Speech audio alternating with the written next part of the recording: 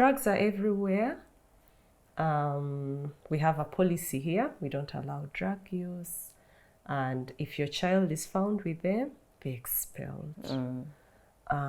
But it's our hope that every child who comes here knows the danger, and we talk to them about it.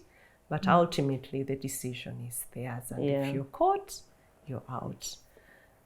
So 2 things. I appreciated they are being open and saying, not shying away and saying, no, that drugs don't happen. Can't happen. I loved the fact that they were honest. Yeah. Said it's a problem. We don't encourage it, but if it happens, then that is it.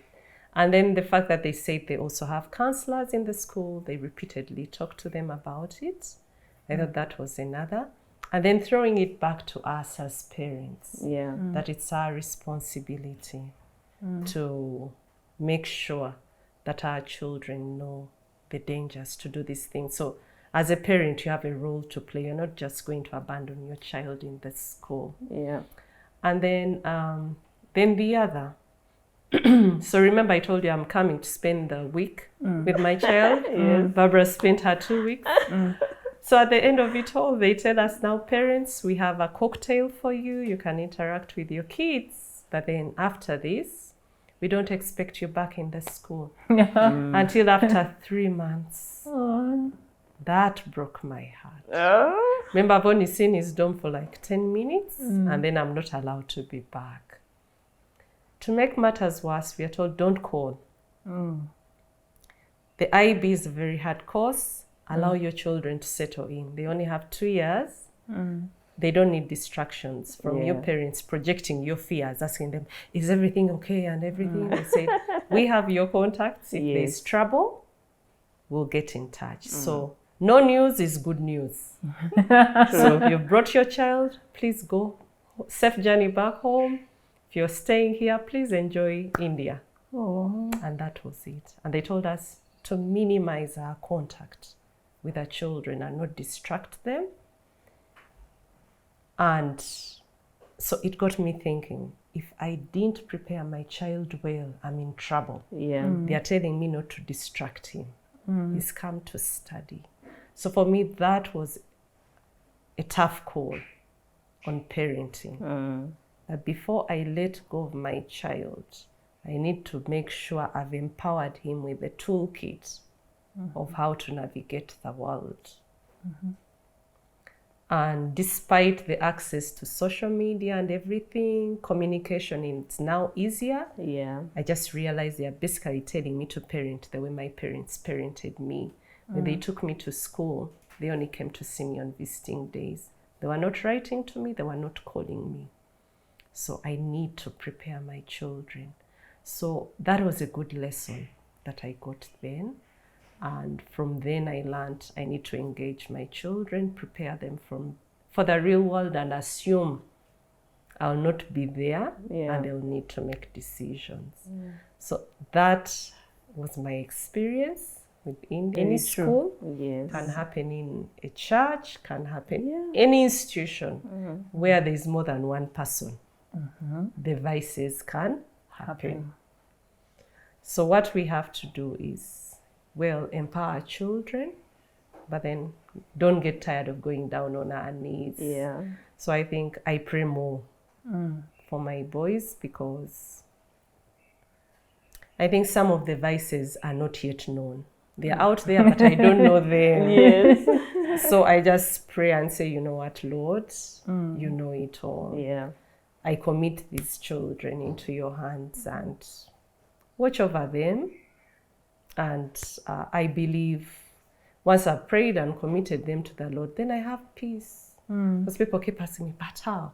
Don't you fret? Don't you fear? I'm like, guys, even when they are here in Uganda, anything can happen. That's true. So I have learned to pray and entrust them to the Lord. And if something happens, I deal with it. I think also one of the things that if it's possible for you to afford to, it would be nice for them to come home once in a while, so that if they have a long course, at least they've interacted with the people at home, you you've seen them physically, you've touched them and felt them and know, he's still whole or she's still whole. So if it is possible, it would really be nice that they can come home. Yeah. Wow. And that's something I think we've purposed, and we've foregone so many pleasures to just make sure that our children are able to come home at least once a year. And if we can afford, twice a year, come for the summer break and come for Christmas. If you're able to, again, with the intent of, you can speak over phone, speak over Zoom. Somebody can put up a face that they're okay, but they're actually not okay. Yeah. But if they come home, it's our hope that through that interaction, they can open up if they are facing any challenges. Yeah. We have that opportunity. But again, COVID showed us that sometimes that is not possible. COVID happened, and William had to stay in India for almost 1.5 years without coming home. And that time what we did is similar to what Barbara just described. We used to have, every Sunday, we had a Zoom call for the family, as us here and even with a wider family. With my siblings and grandparents would have a family Zoom call where you share about everything and anything. But in a way, you can pick on stresses and stuff, depending on how the children are behaving. Luckily, Patrick was here. He did his first year of university online, but William was stuck in Qatar. He was in his second year. But social media came in really handy, having those Sunday Zoom chats, and then just being available. As and when WhatsApp, if there's a need, they can freely communicate with us. But I think the key thing here is to keep in touch with the children. Let them know there's an open door. Also encourage them that when they make mistakes, they shouldn't be afraid to come to you as a parent in the event that they've fallen short. Because they will just get up. It may get worse, them trying to solve it. I keep telling them, I'll be mad, yes, but after mad, we'll suck it in and take it out. So I think that's something else I've encouraged them to do. And I hope that if it ever happens, they can come to me or their mother, or rather their dad or an auntie, and please speak to somebody. Don't die. I tell them, don't die in your movie. Please speak to one of us. You're confident who is one of us, not your friends. Come to us, your parents or your sibling or your auntie or your uncle or your grandparents. But don't die in your movie alone. Wow. One of the kids made a video call home. And started asking, okay, now I've put the saucepan on the fire. What do I do? Are we doing this on a daily with our young people that are far away from home? And especially with the boys. Our current generation, like these things are left to nannies and everyone else.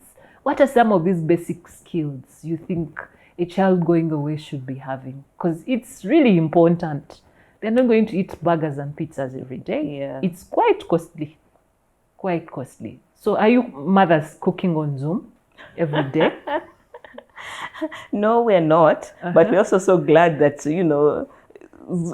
these things are there, because you can cook any kind of food from there. But basically from home principles, the basics really, cleaning up, being able to wash your dishes, being able to make yourself simple meal, rice, eggs, Then the complicated ones, go on YouTube. YouTube helps. And sometimes during our Sunday times, you find him saying, oh, you know what? I did ground beef, I did this, I did that. And they learn. They eventually learn. And one of the things that happened is that when he was in homestay, they do all the cooking for you and you have everything. But he said, Mom, I need to learn. I said, yeah, you go now, you're on your own. And indeed, he learned a few things. You have chores, you have a routine that you have to follow. There is rubbish to take out. There is bills to pay. These people have to grow. Yeah, but it starts with a few things that you teach from home. The rest they will learn as they grow, especially for the boys. For the girls, that's a home run. That one they are okay. They will tell you, oh, I cooked this, I cooked that. It's no big issue. But yeah, a few steps must start from home. Okay. Yeah.